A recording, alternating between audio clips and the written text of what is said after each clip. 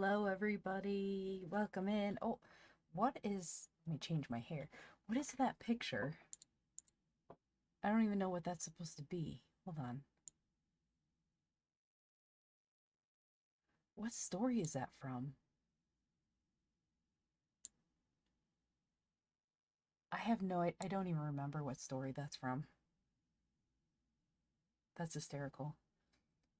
Hello, everyone. Welcome in. I'm back. It might be, but I don't think it is. That's the problem. It's been a long time. Waste, welcome in. Congrats on getting first. Clean my glasses. We are reading let's see. I should go with let's see. Where's my... Here we go. There we go. It's nighttime. And I'm not centered. Hold on. Why am I not centered? Da, da, da. There we go.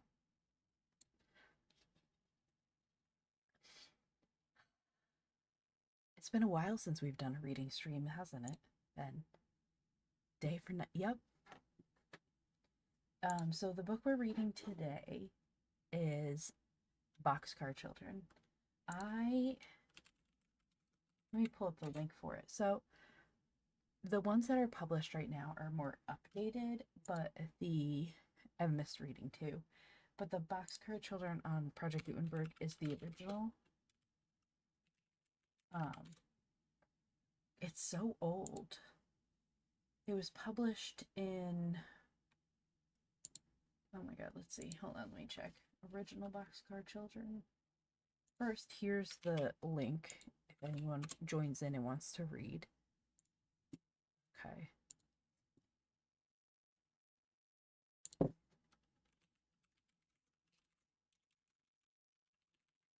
Boxcar Children, the series. So, obviously, it tells the story of orphan children, four siblings. Benny, Violet. Let's see, what are their names? Wait. Benny, Violet, Jesse, and Henry. So it was first published in 1924. The first book came out in 1924. There are 162 books in the series. 162, which is wild to me. I have not read them all. I didn't realize there was that many either. But I did read a lot of them. I owned a lot of them growing up, which was super exciting. And so looking at the wiki page, there's 162, and that does not include specials, spin-offs, and mini-series. But if you include the specials, spin-offs, and mini-series, then there are 204 of the books in the series. One of them, when I was a kid, you don't think you finished it? Well, I loved it. So, like my title says, so when I was younger and first read it, I told my mom I was going to run away and live in a boxcar. And she was just like, okay, have fun. Like, literally go. Like, she didn't even try to stop me. I didn't get very far. I didn't even go anywhere. Apparently, she had done the same thing when she was a kid to my grandmother, which, you know what? It fits. Like, mother, like daughter. And what's crazy to me, I was just thinking about this. Before stream, I called my sister. I was telling her what I was reading, and I realized that this book could have been read by not just me and my mom, but my grandmother might have read it, and my great-grandmother might have read it as a kid. Like, it's crazy to think that, because it's still popular today. They still publish it and everything. I don't think... So Albert Whitman and Company published it from 1942 to 2023, and then Penguin Random House picked it up in 2023 to the present. So there might even still be the books going on. Either one of those runaway bags hang on a stick. Yeah, I'll help you pack. I feel like most mothers do that. I also told her when I read the not the Westing game, when I read From the mixed up files of Mrs. Baisley Frankweiler, I told my mom I was going to run away and live in the museum. Again, she's like, okay, go for it. Have fun. As you could see, it did not go well. Okay, so let me open. So I have my Kindle ready to go. I don't have to read from the screen anymore because I actually remembered where it was. I went to go charge it earlier, actually, and I forgot how long this Kindle holds a charge. The last time I charged it was like right after I got back from my vacation, and I opened it and it was at 85% still, so I forgot how long it holds it. Okay, Apple, you gotta go away. We're going to read now. So here we go with the Boxcar Children. Ahem. By Gertrude Chandler Warren. There might be some things that are terminology that might be outdated. Depending on what it is, I might censor it. I'm not sure how bad. I've read obviously the edited version, so let's find out. Oh, there's pictures in it. Cute. Okay, The Flight, Chapter 1, The Flight. About 7 o'clock one hot summer evening, a strange family moved into the little village of Middlesex. Nobody knew where they came from or who they were, but the neighbors soon made up their minds what they thought of the strangers, for the father was very drunk. Welcome in, Crusader. He could hardly walk up the rickety front steps of the old tumble-down house, and his 13-year-old son had to help him. Toward 8 o'clock, a pretty capable-looking girl of 12 came out of the house and bought a loaf of bread at the baker's. And that was all the villagers learned about the newcomers that night. There are 4 children, said the bake-shop woman to her husband the next day, and their mother is dead. They must have some money, for the girl paid for the bread with a dollar bill. Make them pay for everything they get, growled the baker, who was a hard man. The father is nearly dead with drink now, and soon they will be only beggars. Hi, skeleton. You're missing one of your favorite books.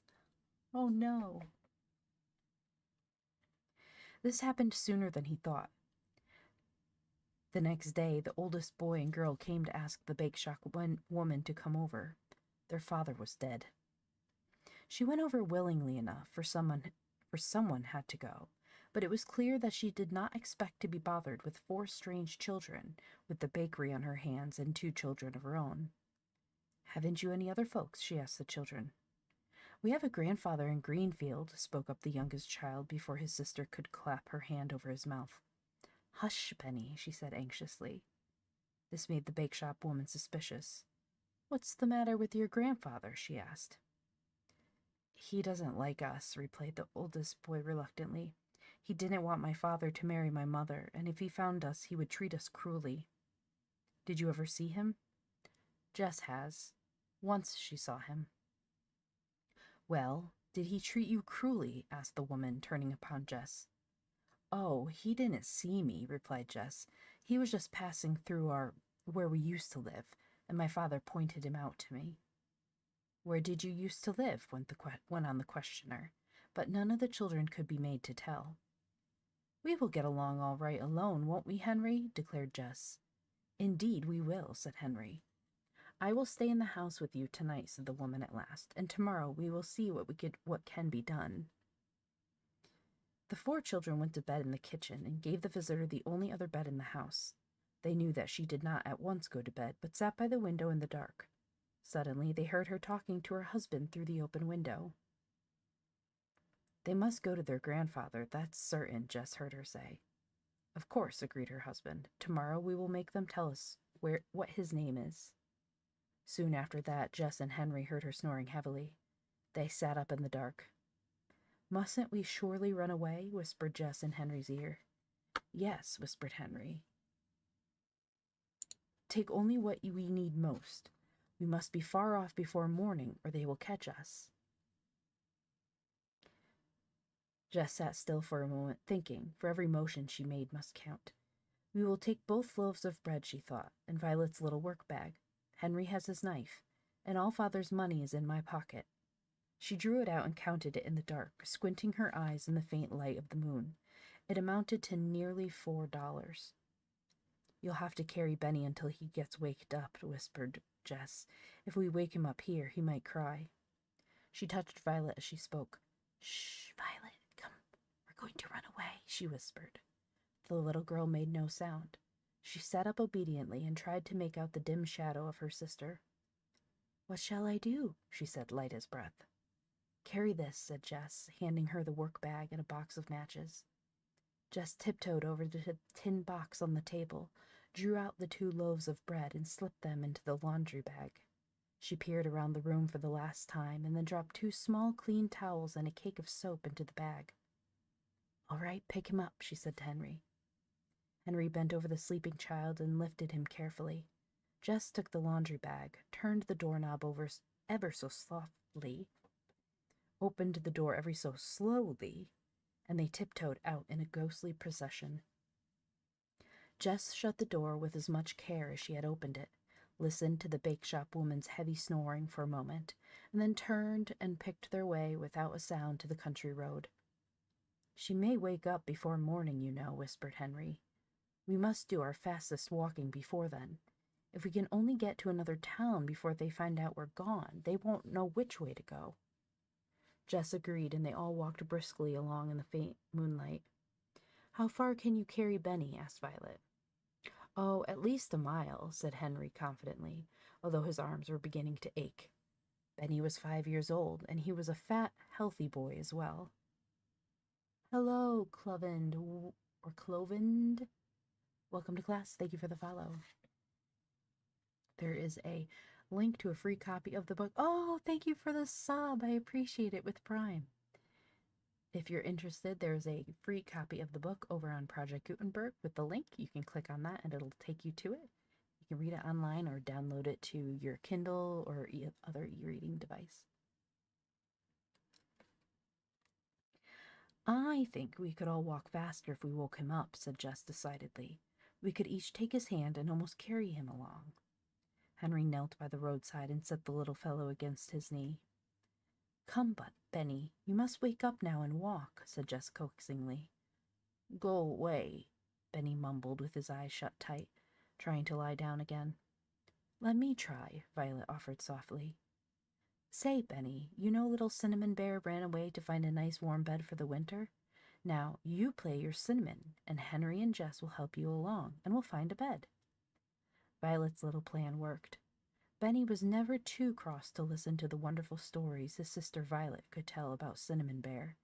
He stood up bravely and marched along, yawning, while his big brother and sister almost swung him between them. I miss when my parents or like my aunt and uncle or whoever would hold my hands and like swing me as I walked. I'm too big to have that done now. Not a soul passed them on the country road. All the houses they saw were dark and still, and when the first faint streaks of morning light showed in the sky, all 4 children were almost staggering with sleep. I must go to sleep, Henry, murmured Jess at last. Little Benny was asleep already, and Henry was carrying him again. The first place we come to, then, panted Henry. Violet said nothing, but she kept her eyes open. Finally, she caught Henry's sleeve. Couldn't we make that haystack do? She asked, pointing across a newly mown field. Indeed we could, said Henry thankfully. What a big, enormous one it is. I was too sleepy to see it, I guess. And see how far away from the farmhouse and barn it is, too, echoed Jess. The sight gave them new courage. They climbed over 2 stone walls, got across a brook somehow with the heavy child, and arrived at the haystack. Henry laid his brother down and stretched his aching arms while Jess began to burrow into the haystack. Violet, after a moment of watching her, did the same. Here's his nest, said Jess sleepily, taking her head out of the deep round hole she had made. Henry lifted the child into the opening and was pleased to see that he curled up instantly, smiling in his sleep. Jess pulled wisps of hay over the opening so that it was absolutely invisible, and then proceeded to dig out a similar burrow for herself. We can stay here just as long as we like, can't we, Henry? She murmured, digging with her eyes shut. We sure can, replied Henry. You're an old brick, Jess. Get in, and I'll pull the hay over the hole. Violet was already curled up in her nest, which was hidden so completely that Henry spoke to her to see if she were there. Then he wriggled himself backward into the haycock without stopping to hollow it out, pulled a handful of hay over his head, and laid his head on his arm. I feel like, part of me feels like that would be comfortable. It would smell amazing. It would be comfortable, but at the same time, dry hay is straw, like it can get sharp. And then I think of the fact that I'm allergic to hay like that, and I would not have a good sleep.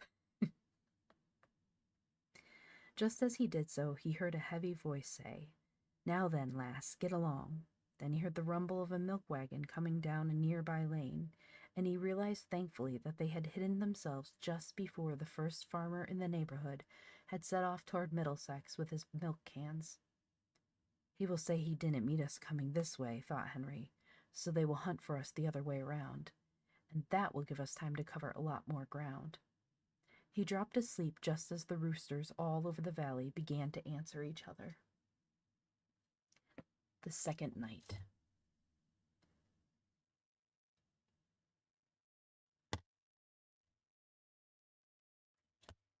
Sorry, I took a sip and there was hair in my tea.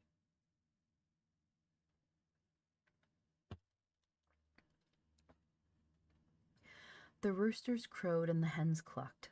The farmer's wife began to get breakfast, and the 4 children slept on.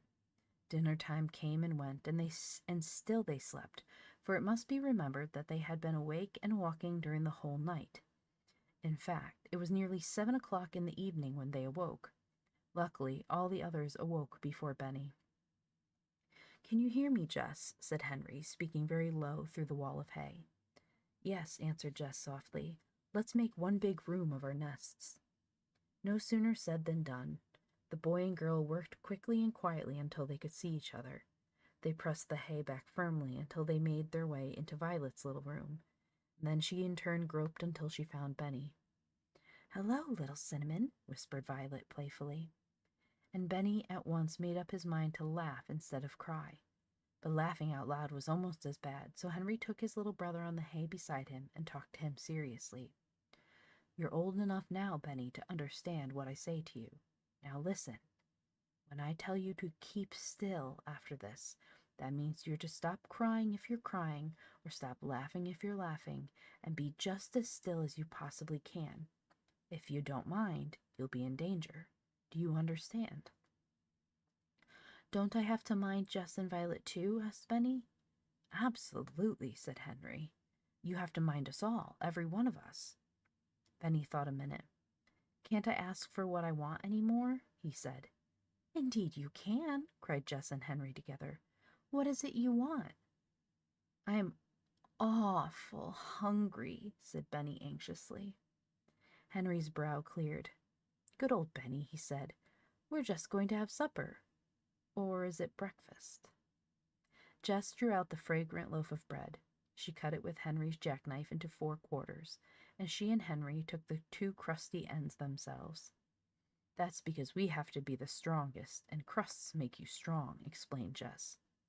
Violet looked at her older sister. She thought she knew why Jess took the crust, but she did not speak. "We'll stay here till dark, and then we'll go on with our journey," said Henry cheerfully. "I want a drink," announced Benny. "A drink you shall have," Henry promised, "but you'll have to wait till it's really dark.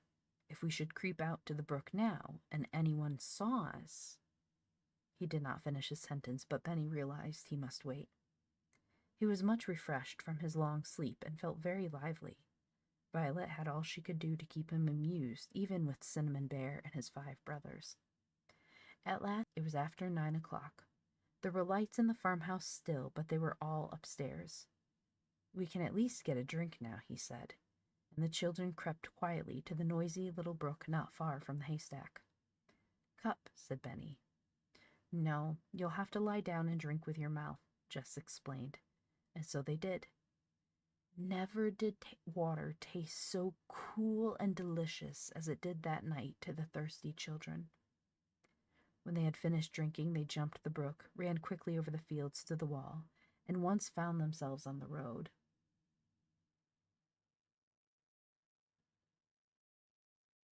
I'm not lagging, am I?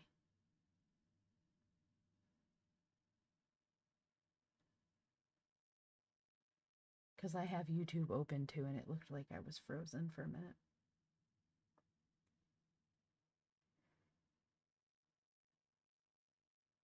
If we meet anyone, said Jess, we must all crouch behind bushes until he has gone by. They walked along in the darkness with light hearts.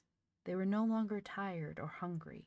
Their one thought was to get away from their grandfather, if possible. If we can find a big town, said Violet, won't it be better to stay in that than a little town? Why? Asked Henry, puffing up the hill. It was buffering? Okay, that's what I thought. It seems fine on there now. Why? Asked Henry, puffing up the hill. Well, you see, there are so many people in a big town, nobody will notice us. And in a little village, everyone would be talking about us, finished Henry admiringly. You've got brains, Violet. He had hardly said this when a wagon was heard behind them in the distance. It was coming from Middlesex. Without a word, the 4 children sank down behind the bushes like frightened rabbits. They could plainly hear their hearts beat. The horse trotted nearer, and then began to walk up the hill. If we hear nothing in Townsend, they heard a man say, we have plainly done our duty. It was the baker's voice. More than our duty, said the baker's wife. Tiring out a horse with going a full day from morning until night. There was silence as the horse pulled the creaky wagon. At least we will go to Townsend tonight, continued the baker, and tell them to watch out. We need not go to Intervale, for they never could walk so far. Hi, DT, welcome in. We are well rid of them, I should say, replied his wife. They may not have come this way. The milkman did not see them, did he? Set out again with a better spirit. They walked until 2 o'clock in the morning, stopping often this time to rest and drink from the horses' watering troughs. And then they came upon a fork in the road with a white signpost shining in the moonlight. Buffering again.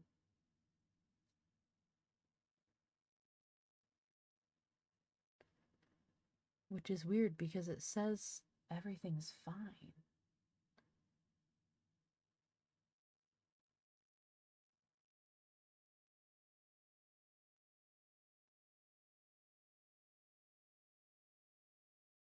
Are we good now?